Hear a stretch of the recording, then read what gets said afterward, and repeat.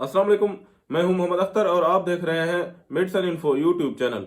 Viewers, आज हम बात करेंगे बवासीर के बारे में कि बवासीर की कितनी अकसाम होती हैं और ये किस वजह से होता है, क्यों होता है और इसके इलाज के लिए कौन सी मेडिसिन इस्तेमाल की जाती हैं और क्या एहतियात करवाई जाती है। तो व्यूअर्स, वीडियो शुरू करने से पहले आपसे छोटी सी गुजारिश है कि आप मेरे चैनल को सब्सक्राइब कर दें और साथ में दिए गए घंटी के बटन को भी दबा दें।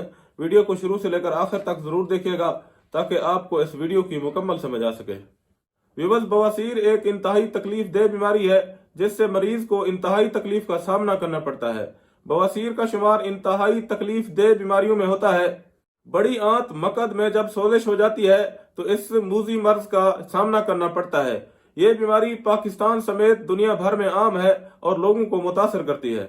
अगर इसके इलाज पर बर वक्त तवज्जो न की जाए तो इस पर काबू पाना मुश्किल हो जाता है। इसके अलावा जहनी तनाव के शिकार अफराद भी इसका जल्दी शिकार हो जाते हैं या फिर मिर्च मिसाले वाली अशिया ज्यादा इस्तेमाल करने से भी ये मर्ज हो जाती है। इसके अलावा बाजारी अशिया, तली हुई अशिया, फास्ट फूड और गैर मुतवाज़िन ग़िज़ा इस्तेमाल करने से भी आपको बवासीर हो सकता है। कुछ बीमारियां भी आपको बवासीर जैसी तकलीफ देने वाली बीमारी में मुब्तला कर सकती हैं, जैसा कि गुर्दे और मसाने की पथरी, दिल के अमराज, दहमी कब्ज और मोटापा शामिल हैं।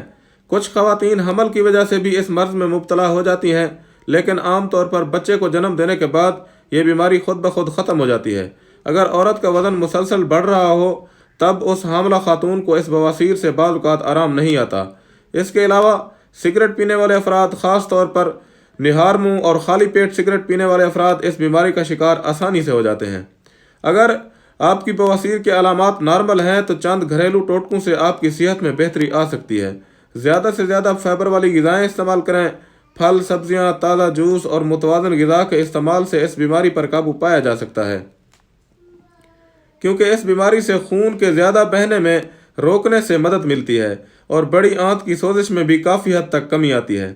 इसके अलावा नीम गर्म पानी के साथ नहाने से भी बवासीर की तकलीफ को कम करने में मदद मिलती है।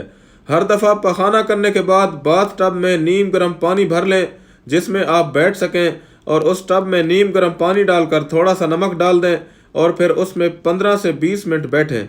इससे भी बवासीर की वजह से होने वाली तकलीफ में काफ़ी हद तक कमी होती है। इसके अलावा सुबह को हल्की वॉक करने से भी इस बीमारी से आराम मिलता है, तो इसीलिए अगर रोज़ाना की बुनियाद पर वॉक की जाए तो सेहत में भी बेहतरी आती है और बवासीर की शिद्दत में भी कमी आती है।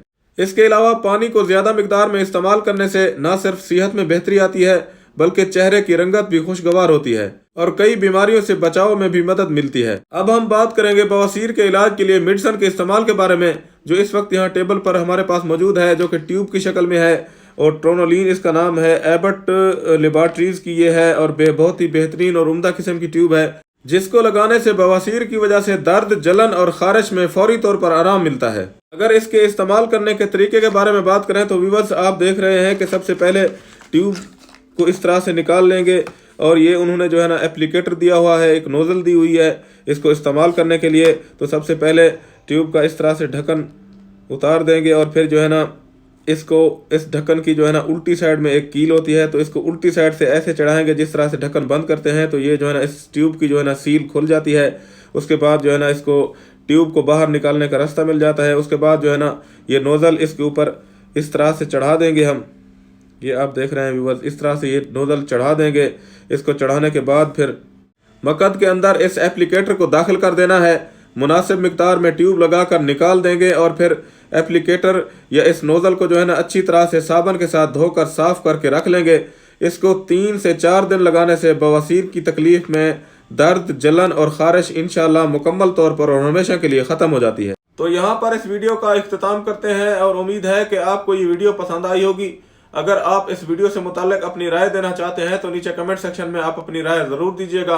अगर आप चाहते हैं कि इस तरह की इन्फॉर्मेटिव वीडियो की नोटिफिकेशन आप तक पहुंचती रहे तो मेरे चैनल को सब्सक्राइब कर दें।